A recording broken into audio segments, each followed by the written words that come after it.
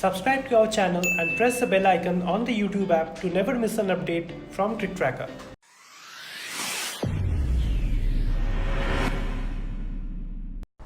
Hi, welcome to another edition of BEARDO Presents Let's Talk Numbers, and I'm in rainy Nottingham. Because of the rain outside, I'm forced to do this video indoors, and I must add that I do not have good news for you. On match day, the 13th of June, when India and New Zealand take on each other, the forecast isn't good. In fact, there are very high chances of rain.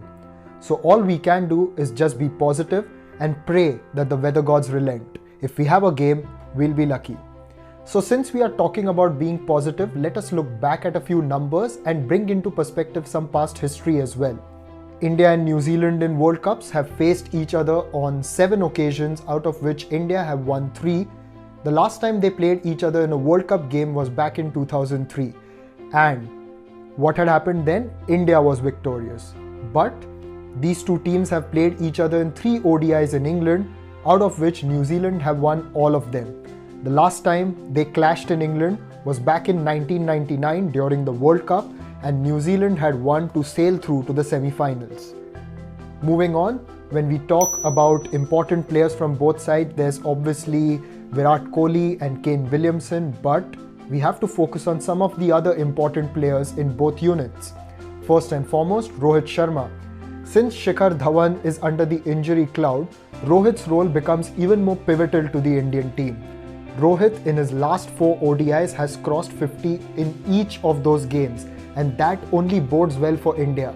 It shows the kind of form he's been in. Now, if Dhawan is ruled out, say for a game or 2 or maybe even longer, Rohit will have to take on more responsibility, and those numbers suggest that he's more than ready. On the New Zealand side of things, let's focus on Ross Taylor.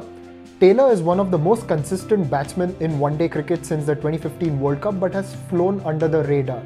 There is obviously a lot of talk about Kane Williamson, Virat Kohli, Steven Smith and Joe Root being the frontline batsmen in world cricket, if I may say, but Taylor is great in his own right. If you look at his numbers, then you'll know why. In 62 matches since the 2015 World Cup, he scored 3,022 runs at an average of 68.68 and has hit 8 centuries.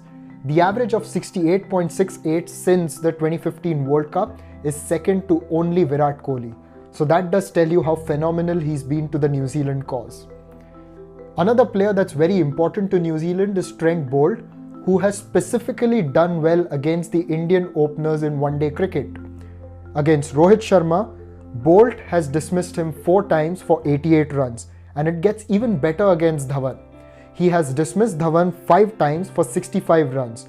During the one-day series these two teams had earlier in the year, Dhawan was dismissed by Boult in each of the matches in the one-day series.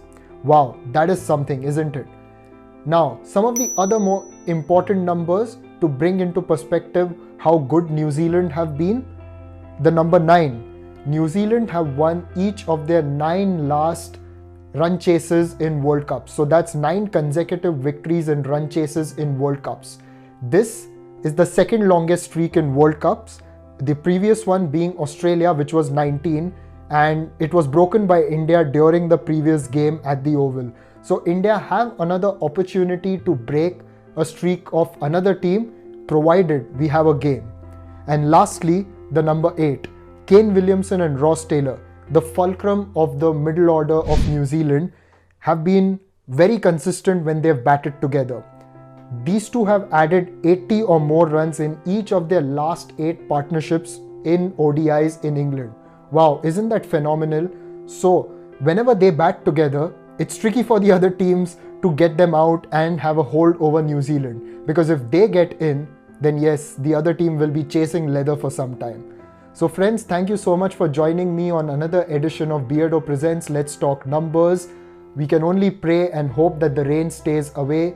Meanwhile, you can like this video, comment and tell us what you think about the game, and yes, do log in to cricktracker.com.